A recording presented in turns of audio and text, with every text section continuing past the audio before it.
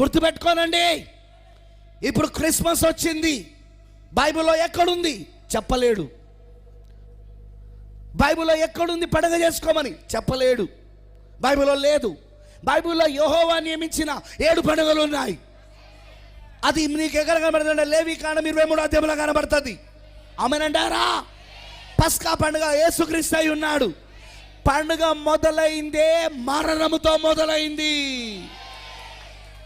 యేసు పుట్టుకలో రక్షణ లేదు, యేసు మరణంలో రక్షణ ఉన్నది. యేసు మరణించుటో రక్షణ ఉన్నది. గొర్రెపిల్ల మరణించుటో రక్షణ ఉన్నది. గొర్రెపిల్ల నీ పాపాలు నా పాపాలు మోసుకొని పోవుట్లో రక్షణ ఉన్నది. ఏదో సంవత్సరానికి ఒక్కసారన్నా చర్చికి పోదామంటే ఈ అయ్య గారు ఏంది ఆ ఒక్కసారి కూడా పోనీయకుండా, సంవత్సరానికి ఈ అయ్య గారు అసలు పండుగ చేసుకోవద్దంటాడు. ఇక మేము ఎప్పుడు పోవద్దా చర్చికి? పండుగ క్రైస్తవులకు మండుతా ఉంటుంది ఈ విషయాలు. నీకు మండని, ఏడవని, సావని, ఇది సత్యం, ఇది వాక్యం. దీన్ని కాదనే వాడి భూమి పైన ఇంకా పుట్టలేదు. లూసిఫర్ వల్లనే కాలేదు. దీనికి కాదని చెప్పడానికి ఇక నీ వల్లమవుతుంది. ఒకరికి గుర్తుపెట్టుకోనండి, యేసుక్రీస్తు పుట్టుకలో రక్షణ లేదు, యేసుక్రీస్తు మరణంలో రక్షణ ఉన్నది. ఆయన పుట్టి మరణించకపోతే రక్షణ లేదు. వింటున్నారా అని చెప్పింది?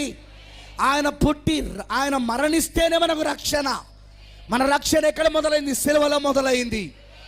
నీ నా పాపాలు తన పైన వేసుకొని మన స్థానములో ఆయన నిలబడి, గొర్రె పిల్ల ఎప్పుడైతే రక్తము కార్చాడో, శిక్షను ఎప్పుడైతే అనుభవించాడో, అదిగో అప్పుడు మొదలైంది మన రక్షణ.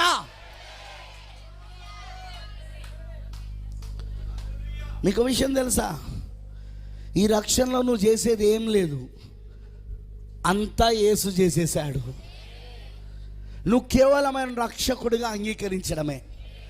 ఆయన కార్చిన రక్తం నా కోసమే అని ఆ పాప క్షమాపణను అంగీకరించడమే తప్ప నువ్వు చేసేది ఏం లేదు ఇక్కడ. ఎందుకంటే ఆయన సమస్తము కలవరిలో ముగించేశాడు. ఆయన సమస్తము ఆ సిలువలో ముగించేశాడు ఆయన.